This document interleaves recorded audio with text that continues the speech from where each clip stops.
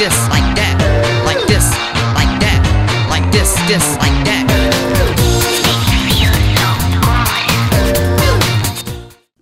Eh bien, bonjour tout le monde, on se retrouve pour une toute nouvelle vidéo sur ce merveilleux lever de soleil pour pouvoir découvrir toutes les petites nouveautés que j'ai à vous proposer. Donc durant cet inter-épisode, vous allez voir ça, c'est dans quelques instants.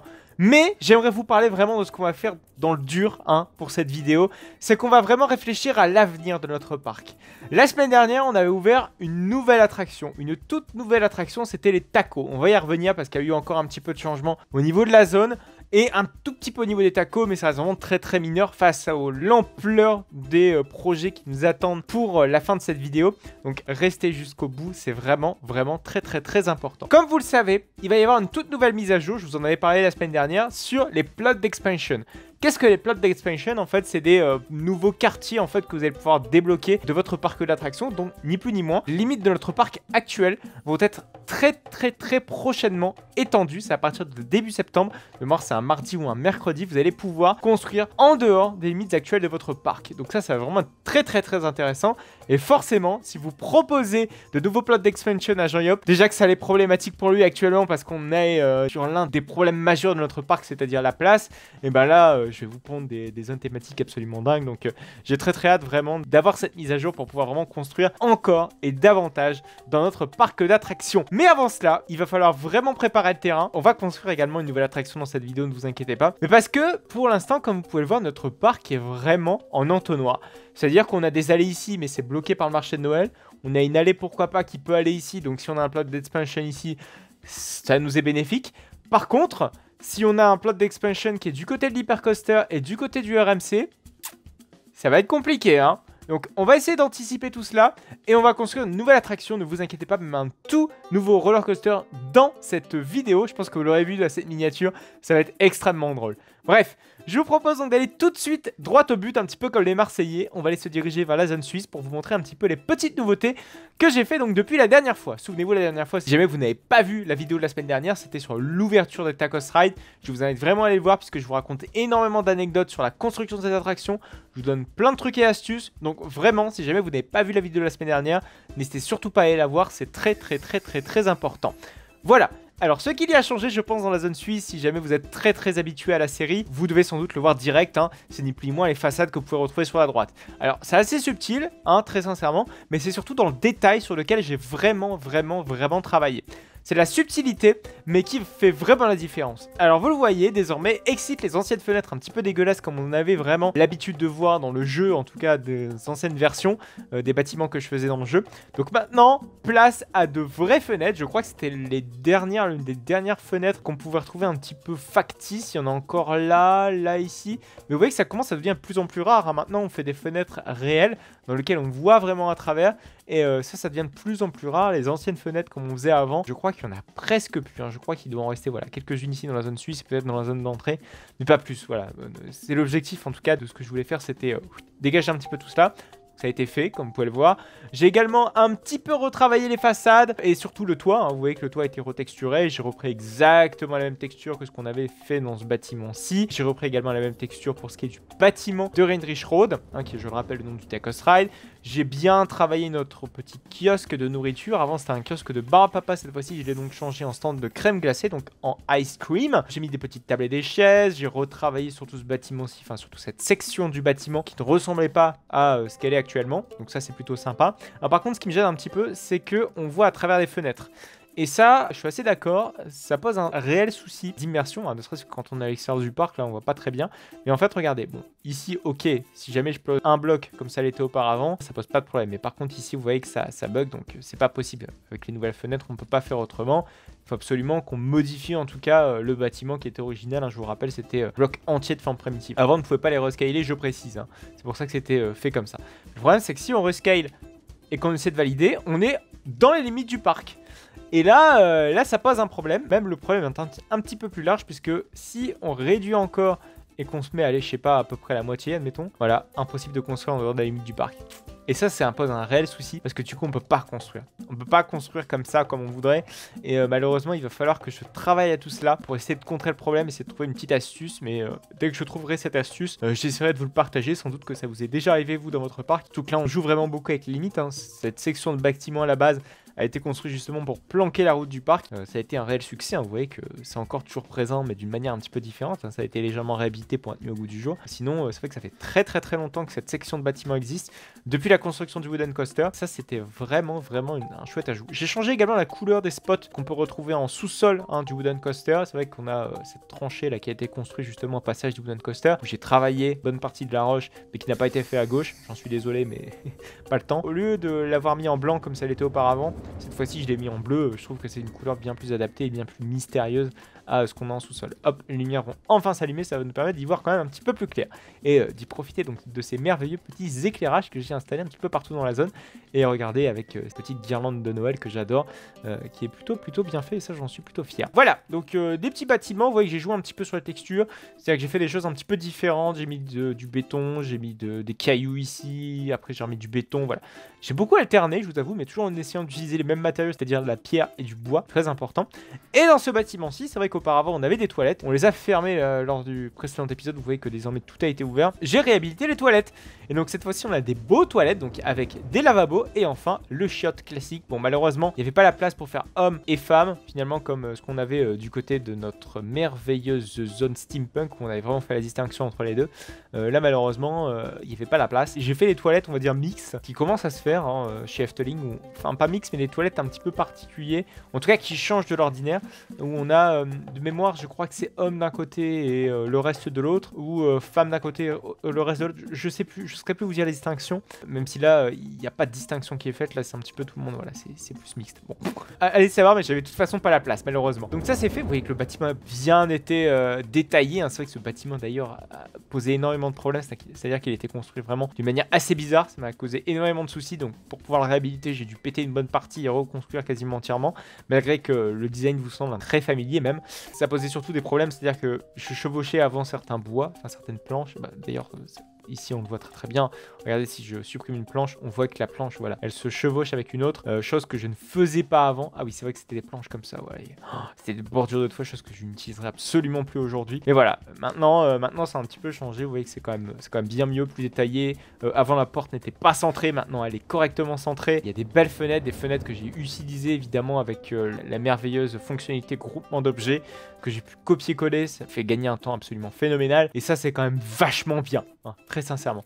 J'ai également un petit peu mis une petit éclairage là au niveau de la cloche qui est désormais éclairée en rouge. Ça permet, voilà, de la mettre en valeur et de la rendre un petit peu plus visible dans le reste de la zone. Alors malgré que le rendu soit pas suffisamment convenable à mon goût, c'est-à-dire que j'aurais aimé que la cloche soit éclairée du haut et pas du bas, parce que du bas, vous voyez que c'est un petit peu bizarre. On éclaire une petite boule là qui est au centre de la cloche qui vient créer le ding ding, mais voilà, je préfère que ce soit le haut, donc il va falloir que je modifie un truc là, ou que j'inverse en tout cas le sens d'orientation du spot, mais je veux aussi que le spot soit extrêmement discret. C'est pour ça que je suis assez vigilant là-dessus. Voilà, et ensuite on a Heinrich Road. Alors Heinrich Road visiblement a encore perdu son nom, le pauvre, mais qui est toujours bel et bien fonctionnel, qui n'a pas eu de nouvelles major functionalities, j'ai envie de dire, absolument dingue, si ce n'est que 2-3 petites flanges là qui ont été rajoutées au niveau des supports. Voilà, et c'est vraiment du détail qui ne mérite pas, je pense, toute l'attention de cette vidéo, qui ne mérite pas autant de temps à passer sur cette vidéo. Voilà, c'est plus du support, voilà, des choses assez mineures en soi. Il y a également quelque chose que je voulais vous parler avant la fin de cette vidéo, enfin avant surtout d'attaquer dans le jour de cette vidéo, c'est que très bientôt on va attaquer la saison d'Halloween. Donc comme vous le savez, saison d'Halloween oblige, il va falloir qu'on prépare les scare zones et les mazes. En tout cas, restez jusqu'au bout. Restez en tout cas durant les prochaines vidéos. Si jamais vous souhaitez voir les travaux qu'on va essayer d'entreprendre dans notre parc, vous allez voir qu'on va faire de beaux projets grâce au groupement d'objets. Ça va nous permettre de fermer, de réouvrir, en tout cas des scare zones, d'enlever de manière assez simple finalement les décors d'Halloween. Et vous allez voir que vraiment on va pouvoir beaucoup plus de décors qu'auparavant. Ça va nous permettre vraiment de faire de très belles choses. Donc encore une fois, restez jusque les prochaines semaines. Donc abonnez-vous à cette chaîne si jamais vous souhaitez ne pas manquer les autres vidéos qui vont sortir donc sur le parc d'attractions durant la période d'Halloween, et ça va être même très bientôt, ça va être mi-septembre, on va vraiment commencer dans le dur, même tout début septembre. Mais d'abord, je voulais vraiment qu'on prépare l'extension qui va nous être proposée donc dans cette prochaine mise à jour, et pour cela, j'aimerais qu'on fasse un point surtout au niveau du côté de la zone Atlantis, puisque du côté de la zone Atlantis, On a littéralement un cul-de-sac. Hein, ça a été conçu comme ça, c'est pas un secret de Polichinelle. On a l'hypercoaster là qui domine un petit peu tout le parc. Et l'hypercoaster, je l'avais conçu vraiment pour qu'il soit au fond de sa zone. Et que derrière, voilà, on n'ait pas de problème, etc. Et même, j'avais fait en sorte, voilà, de concevoir l'hypercoaster à ce qu'il soit vraiment en bordure de parc pour qu'il soit réellement très très long. Hein. Et d'ailleurs, il est toujours autant puisque c'est le coaster le plus long du parc. Je crois qu'il fait quasiment 900 mètres et oui, pas 1 km. Et ça, c'est vrai que j'ai du mal au niveau des longueurs des coasters. Hein. Je fais toujours des coasters en sous-longueur comparé à ce qu'on ferait dans la réalité, par exemple. Ah, 814 mètres, comme quoi, c'est beaucoup moins. C'est l'hypercoaster le plus petit. Mais voilà, il y a un problème, très sincèrement, c'est que on a l'hypercoaster là, faire une extension là-bas, il y a le wooden coaster, donc c'est pas possible, on peut pas aller plus loin. Par contre, ici, on a un accès, ça fait très longtemps qu'il est là. Toujours des projets dans cette zone, mais c'est vrai que j'aime bien utiliser cette zone pour vous montrer une nouvelle mise à jour, donc j'ai quand même envie de la conserver. Mais bientôt, on va avoir de nouveaux plots d'expansion. Alors, comment je vois la chose? Je me dis, ok, DNS peut rajouter clairement des plots d'expansion, soit là, ou soit à l'arrière. Et là, il y a deux endroits où pour l'instant, ça peut être problématique, c'est là et là. Donc il faut forcément qu'on fasse un nouveau chemin. Et ça passe par passer par là. Et c'est pour ça que je vous avais dit, quand on avait repensé donc la file d'attente de l'hypercoaster, je vous ai dit, ok, on va restructurer la file d'attente, on va enlever ce park-able. Le park-able était beaucoup trop loin, on va réagencer l'escalier.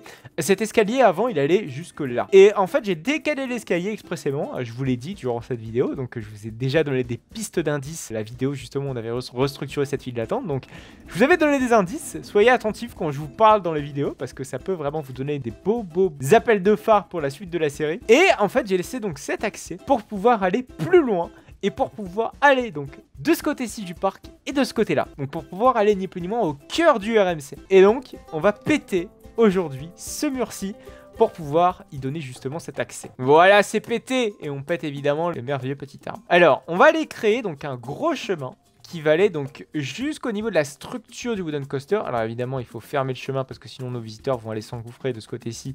Chose que je ne veux absolument pas, évidemment.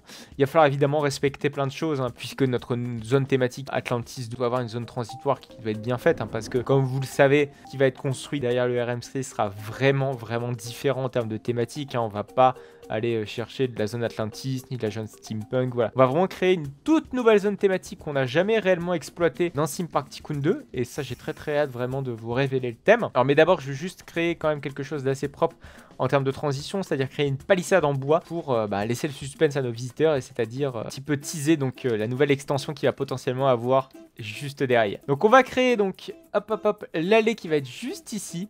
Alors comme vous pouvez le voir, on va péter une bonne partie des supports du RMC.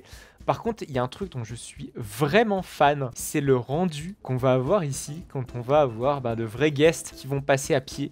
Regardez, on a le virage du RMC là, et on a le Zero G Stall qui est juste ici du RMC. Et j'adore le rendu comme ça, le fait de traverser la structure de Wooden.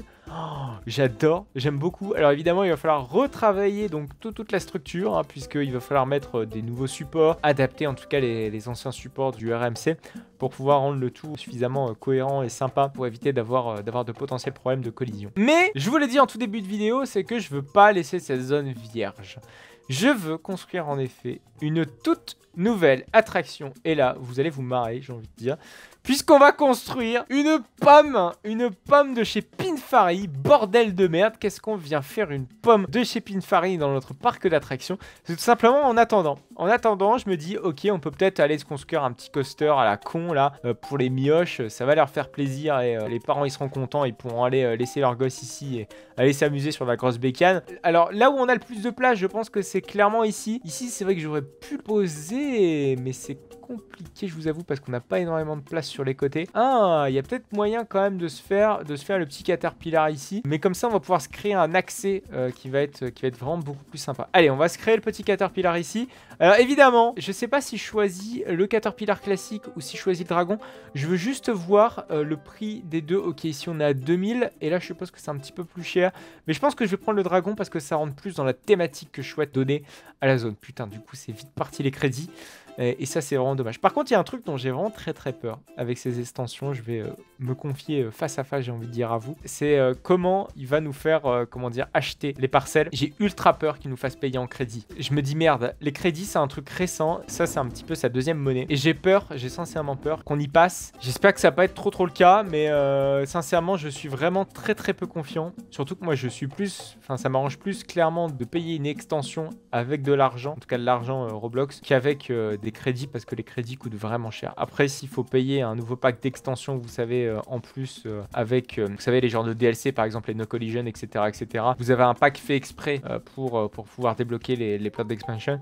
Mais sincèrement, je pense qu'on va plus se taper des crédits. Et ça, j'en suis pas super content. On verra. Mais sincèrement, je suis peut-être en train de stipuler, mais je pense que on a au moins 70% de chance d'avoir ce genre de choses. Et malheureusement, on n'aura juste pas le choix et on va devoir faire avec. Alors, pour faire une pomme, je pense que le layout, vous le connaissez bien des pommes. Moi, je suis pas non plus un grand expert de pommes. Hein, j'en ai pas non plus raidé 50 000. Je suis pas un chasseur de crédit aussi chevronné que cela. Malgré que je chasse tout de même le crédit. Alors par contre, je vais juste faire cette petite descente. Je vais la faire quand même relativement plus nette et qu'elle soit un petit peu plus adaptée à ce que je souhaite faire. Voilà, oh là, par contre, on va avoir un méga airtime de la mort qui tue. Alors, on va s'accrocher au nœud, bien que je suis d'accord, le virage est peut-être pas tout à fait bien fait, mais il y a un moment, il faut quand même monter. Alors, ce qui va être vraiment sympa, c'est qu'on sera juste à côté du RMC. Et ça, c'est fou. Alors, je sais plus combien de hauteur monte une pomme. Je pense que ça va pas plus haut que ça. On doit être dedans. Sincèrement, on doit être dedans. Par contre, on va essayer de faire un virage tout de même qui soit pas trop plat non plus. Avec une pomme, c'est pas de la roue de friction, je suis d'accord. Hein. C'est bien un lift and chain.